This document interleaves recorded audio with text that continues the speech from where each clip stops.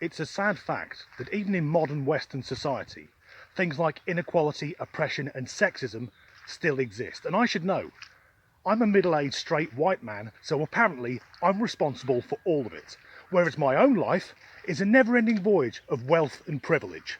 Every morning starts with a conference call with all the other straight white men, where we discuss how we're going to make life harder for ethnic minorities and women. But these calls have to take place early on, because I leave the house every day to go to work at 5:15.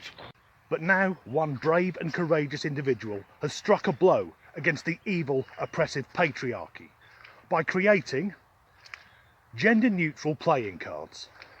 It's nice to know in these troubling and disturbing times in which we're living, some people have got sod all better to do. The person in question is a woman called Indy.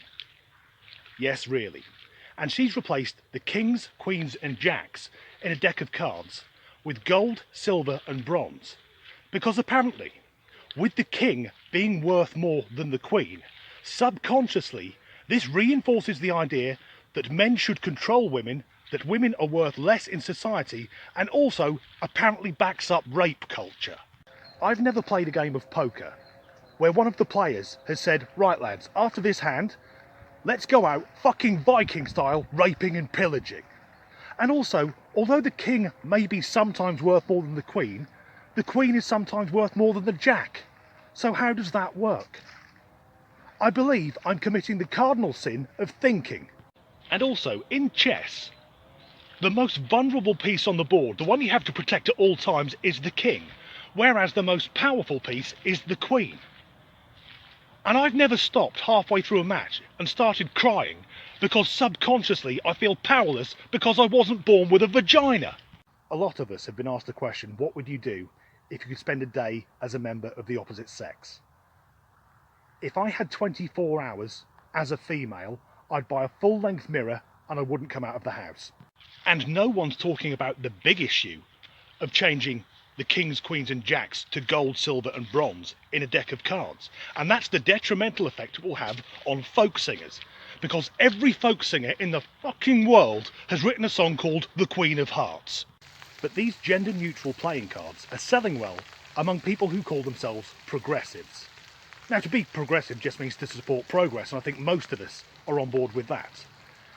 But there's a stereotype of progressives. They're like the diet version of social justice warriors. Typically, they're upper middle class white people complaining about things that don't affect them. For example, you could have a progressive woman who is outraged at the gender pay gap, even though it's been debunked hundreds of times. But this same woman would be married to a rich man who works every hour God sends, and she will have never done a day's work in her life. She spends every day watching the TV and shagging the gardener. And the hail has stopped. Another common trait among progressives is they like to raise awareness, usually in a patronising manner that does more harm than good to the people they claim to represent. Hi, do you have a moment to talk about the oppression, discrimination and suffering of the trans community? Are you, or members of your close friends and family, trans? No, I'm just raising awareness. I'm giving the trans community a voice. Are you implying that trans people are either unable or incapable of speaking up for themselves, so they need a proxy like you, who has no experience of their issues, to act as their voice? You just wouldn't understand. You're just a typical privileged white male. Well, so are you. I can wait. Well, I identify as a disabled Indian lesbian. Take that, fascist! You may have gathered I'm not a fan of these cards or the people who are buying them, because it'll just turn into an exercise to show how bloody woke they are. It won't change anything. Gender-neutral playing cards will not stop women being trafficked into the sex trade. It won't stop the poverty that drives some women to prostitution. It won't stop women being murdered by their partners, and it won't get rid of oppressive regimes like the Saudis. In Saudi Arabia, it's illegal for a woman to leave her home without a male chaperone, but it's legal for a husband to beat and sexually abuse his wife. But you won't hear these self-righteous upper middle class types talking about Saudi Arabia, because they're too scared they'll be labelled as either a racist or an Islamophobe.